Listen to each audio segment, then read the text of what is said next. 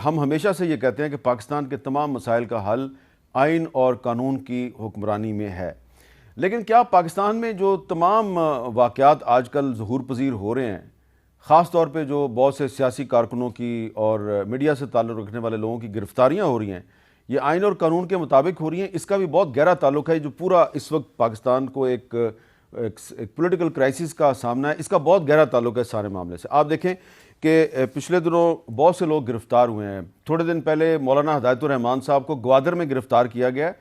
उन्होंने 2008 में जब परवेज़ मुशर्रफ की हुकूमत थी तो कोई पम्फलेट बांटा था, तो 2008 के उस वाक़े को बुनियाद बना के उनको 2023 में गिरफ़्तार किया गया और आज वो अदालत में ज़मानत के लिए उनको पेश किया गया। अदालत ने उनकी ज़मानत नहीं ली। इसी तरह 2 दिन पहले एक शायर हैं मुज़म्मिल कमरानी साहब, उनको कोई गज़ल कहने पे गिरफ़्तार कर लिया गया। और आज सुबह एक मशहूर दफ़ाई तज़िया नगार हैं जनाब अमजद शुएब साहब, lieutenant general retired Amjad Shoaib साहब, जो कि एक्स सर्विसमैन सोसाइटी के सरबराह भी हैं, उनको एक टीवी प्रोग्राम में कोई गुफ्तगू करने पे उनको गिरफ़्तार कर लिया गया है। एंकर ने एक सवाल किया, उन्होंने उसका जवाब दिया। आप उनके जवाब से इख्तलाफ कर सकते हैं।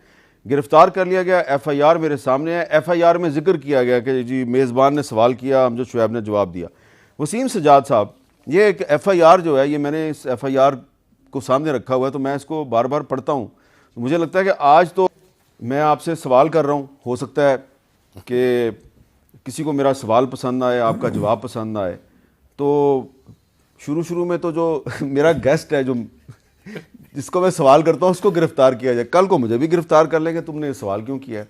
तो इससे आइन और कानून की जो हुक्मरानी का तस्वर है वो मजबूत हो रहा है या कमज़ोर हो रहा है? देखिए जी, बात ये है कि ये मुझे दुख हुआ है क्योंकि जनरल साहब एक बुज़ुर्ग हैं, एक्स लेफ्टिनेंट जनरल हैं। अब उसकी FIR मैंने तफसील से नहीं देखी कि क्या उन पे जुर्म है, लेकिन अब ये ज़िम्मेदारी अदालतों पे आ जाती है कि अगर वो समझते हैं कि भाई ये केस सही नहीं बनता तो मेरे ख्याल में फौरी रिलीफ देनी चाहिए और ये नहीं कि लंबा हो जाए। तो अगर वो समझते हैं कि जुर्म बनता है तो फिर और बात है। तो अब ये जो जुडिशरी है, जिसको इतनी अहमियत भी दी गई है, इतना एहतराम भी है और सब लोग उस पर एतमाद भी करते हैं, तो मेरे ख्याल में अब उसकी ज़िम्मेदारी है इस किस्म के मामलों में ज़रा आगे बढ़ के, अगर समझते हैं गलत हुआ है तो उसको कहें गलत है और आइंदा फिर रोके भी इन चीज़ों को, ताकि इसका दोबारा ना हो इस किस्म की चीज़ें। अच्छा, नवीद याद साहब, उनका फिजिकल रिमांड दे दिया गया आज। FIR जो है उसके आपने देखी होगी, इसी तरह की FIR पे बहुत से सहाफ़ियों को गिरफ्तार किया जाता है। इससे जो इंसाफ का जो निज़ाम है पाकिस्तान, उस पर आम शहरी का एतमाद बढ़ेगा या कम होगा? मैं सर की बात को सेकेंड करते हुए कहता हूँ कि FIR दर्ज कराना कोई इशू नहीं है।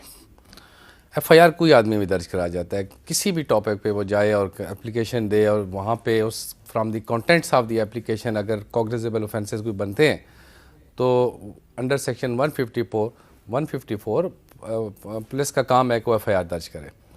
लेकिन जब उसको रिमांड के लिए या अदालत में पेश किया जाता है तो फिर ये अदालतों का फ़र्ज़ है कि वो वहाँ पे देखें कि क्या ये FIR चल सकती है, क्या ये FIR में कल जाके कहीं सज़ा भी हो सकता है, या ये FIR किसी बदनीयती की बुनियाद पे है, किसी कोई सियासी बुनियाद पे है, या सारे वो जो इसके पहलू हैं उनको मद्देनज़र रखे।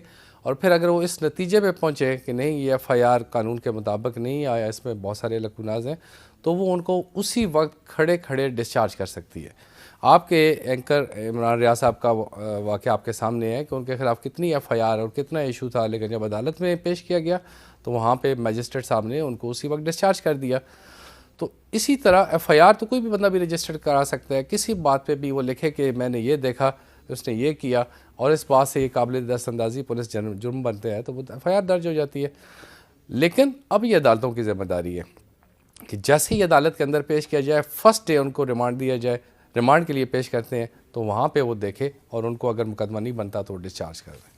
अच्छा इश्तियाक साहब, यही सवाल मेरा आपसे है कि किस किस्म के मुकदमात आजकल दर्ज हो रहे हैं कि 2008 में एक पम्फलेट बांटा गया मौलाना हिदायतुर रहमान साहब पे, 2023 में मुकदमा दर्ज करके गिरफ्तार कर लिया गया। अमजद शुएब साहब ने कल रात को एक टीवी प्रोग्राम में एक बात की, सवाल का जवाब दिया और आज सुबह उनको गिरफ्तार कर लिया गया। इससे आइन और कानून की हुक्मरानी का तस्वर मजबूत हो रहा है या कमज़ोर हो रहा है?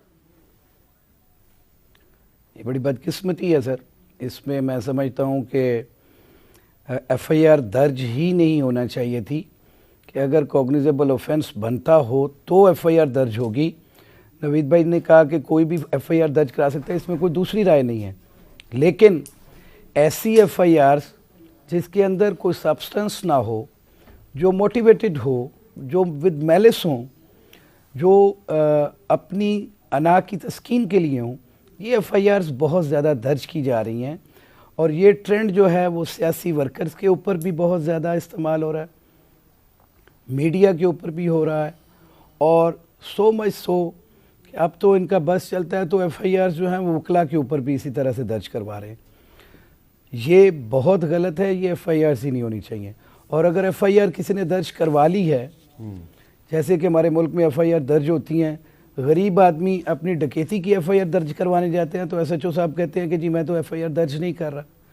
एक हीनियस ऑफेंस हो चुका होता है तो 2-2 दिन के बाद 22A-22B की पिटीशन फाइल करके एफआईआर दर्ज होती हैं, और ऐसी एफआईआर जो हैं वो एक लम्हे के अंदर जाके दर्ज हो जाती हैं।